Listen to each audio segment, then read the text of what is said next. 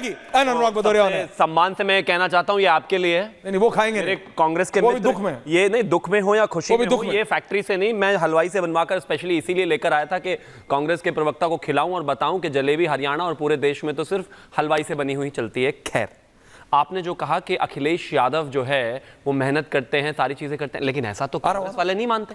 कांग्रेस वाले तो नहीं मानते इस बात को। कांग्रेस वाले तो अभी याद होगा आपको पिछले दिनों मध्य प्रदेश के चुनाव में कांग्रेस वालों ने अखिलेश यादव को कहा था कि ये तो चिरकुट नेता, क्या कहा था, छुटपुट नेता, चिरकुट नेता, कुछ उस टाइप के नेता कह दिया था। और कौन ये अखिलेश वखिलेश हैं, ये खुद कमलनाथ जी का बयान है। अभी पिछले दिनों जब हुड्डा जी के बेटे सुपुत्र हैं, उनको कहा गया कि भाई आप समाजवादी को कुछ सीटें देंगे कि नहीं देंगे, तो उन्होंने कहा नहीं वो हमारा राष्ट्रीय स्तर पर हो सकता है कि हमारा अलायंस हो, लेकिन प्रैक्टिकली स्पीकिंग अखिलेश यादव ने 2024 के इलेक्शन में अगर आप राइज देखें तो राहुल गांधी की कांग्रेस के हिसाब से राइज नहीं, अखिलेश यादव ने उत्तर प्रदेश में एक सिस्टमैटिक तरीके से, अखिलेश यादव भी बाहर जाते हैं, अभी आए वो विदेश से बाहर, लेकिन आपने कभी सुना अखिलेश यादव विदेश में जाके भारत के खिलाफ बोलते? नहीं, देश में रह के उनको अगर बीजेपी से लड़ना है, उनको अगर योगी आदित्यनाथ से लड़ना है तो वो लड़ते हैं। लेकिन अखिलेश यादव अगर राहुल गांधी, लेकिन वो ईवीएम को ब्लेम नहीं करते। अगर अखिलेश यादव राहुल गांधी के साथ रहेंगे तो राहुल गांधी और कांग्रेस पार्टी उनका भी बंटाधार कर देगी, उनको भी खत्म कर देगी, समाजवादी पार्टी को भी खा जाएगी। एग्जाम्पल बताता हूं मैं आपको।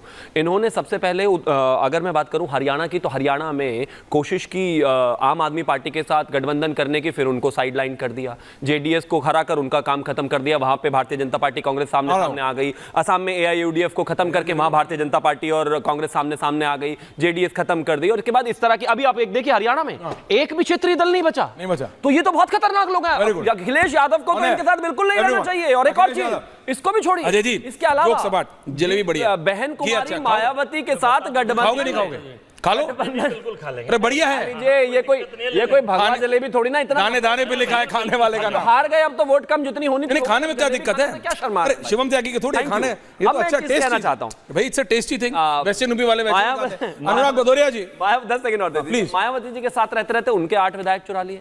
अनुराग भदौरिया के नेता का शायद दिन और समय सही था कि वो अभी उनके साथ नहीं लड़े हरियाणा में, वरना हो सकता है उनको भी नुकसान कर देते। अब एक चीज और बड़ी इंपॉर्टेंट है और मैं अंत में आकर ये कहना चाहता हूं, अनुराग जी बोले, कांग्रेस पार्टी जो प्रधानमंत्री ने कहा वो बिल्कुल ठीक कहा। कांग्रेस पार्टी आंशिक नहीं पूरे तरह तरीके से एक मुस्लिम पार्टी हो चुकी है। उसका लाइव एग्जाम्पल है नूह के दंगों का आरोपी 2014 में जब लड़ा था तो निर्दलीय था, इनेलो के कैंडिडेट ने हरा दिया था, लेकिन 2024 में उसको कांग्रेस पार्टी ने लड़ाया, वो 91,000 वोटों से जीता और इनके जो मुख्यमंत्री के कैंडिडेट थे हुड्डा, वो मात्र 71,000 से जीते। तो प्रधानमंत्री गलत क्या कह रहे हैं? राहुल गांधी हिंदुओं में तो दिन रात जाति पूछते हैं, अपनी जाति बताओ, अपनी जाति बताओ, ऐश्वर्या आप बताइए, अनुराग आप बताइए, अजय जी आप बताइए, शिवम आप बताइए। कोई एक बाइट मुझे बताइए जहां पर कहीं भी एक जगह एक बार भी राहुल गांधी ने मुस्लिमों की जाति का जिक्र किया हो। लेकिन हरियाणा की जनता ने इस बात को पूरे तरीके से रिजेक्ट कर दिया और इनको वापस भेज दिया। और अंत में एक चीज कहना चाहता हूं, ये ग्रेटा थनबर्ग, मियां खलीफा वलीफा, ये सब इंटरनेट पे तो माहौल अच्छा बना सकती हैं, चुनाव में तो हिंदुस्तान में हरियाणा में भाजपा का ही माहौल है, उन्हीं का रहने वाला। ये मियां खलीफा वलीफा जो इनसे भी इंटरनेट पे माहौल बनवाना बनवाते हैं। मैं तो रिहाना तक हूं, ये मियां खलीफा तक आप जाइए, लेकिन मैं तो जानता ही नहीं, मैं तो जानता ही नहीं, मैं तो इंटरनेट पे इनके नाम पढ़े, मैंने नहीं मैं you have been caught on है। बट अच्छा, back on serious, back on serious debate. दर्शकों, मैं सिर्फ इतना कह रहा हूं, अनुराग भदौरिया जी, मौका मिलते ही शिवम त्यागी ने अजय वर्मा की तरफ से जलेबी का कटोरा ले लिया, खा रहे हैं। देखिए, everyone is happy, BJP is happy Anurag Bhadauria, क्योंकि हरियाणा में कहीं ना कहीं उनको भी डाउट था और ये बात रियलिटी है। चाहे टॉप लीडरशिप हो सकता है प्रधानमंत्री नरेंद्र मोदी, अमित शाह, खट्टर साहब, योगी आदित्यनाथ सब संतुष्ट हो, उनके पास कोई जानकारी, लेकिन बीजेपी का काडर भी, बीजेपी की जनता भी, बीजेपी के जो सपोर्टर्स हैं वो वाली जनता थोड़े टेंशन में थी। उनको लग रहा था, क्योंकि ऐसा इकोसिस्टम काम किया था कि ब्यूरोक्रेट्स, हरियाणा के ब्यूरोक्रेट्स, मैं आपको बात बता रहा हूं, एक सीनियर ब्यूरोक्रेट है दर्शकों हरियाणा में, जिन्होंने अपने दोस्तों को फोन करना शुरू कर दिया था कि भैया देखो, तुम्हें पता है हुड्डा साहब आएंगे तो मैं क्या बनूंगा, मेरे को ही सबको प्लेसमेंट देनी है, तो चलो यार शुरू करते हैं। यहां तक हो गया था, it was that clear. But उसके बाद अनुराग भदौरिया, इट शोज, जो आप अंडर एस्टिमेट कर रहे हैं 24 के इलेक्शन के बाद प्रधानमंत्री नरेंद्र मोदी को। Can I have Modi visuals and graphics right now? Anurag Bhadauria, ये आपके लिए भी लेसन है that Modi hits back and hits back like how. देखिए, अनुराग भदौरिया, राजनीति में हार जीत कभी आखिरी नहीं होती है, ये समझ में आना चाहिए।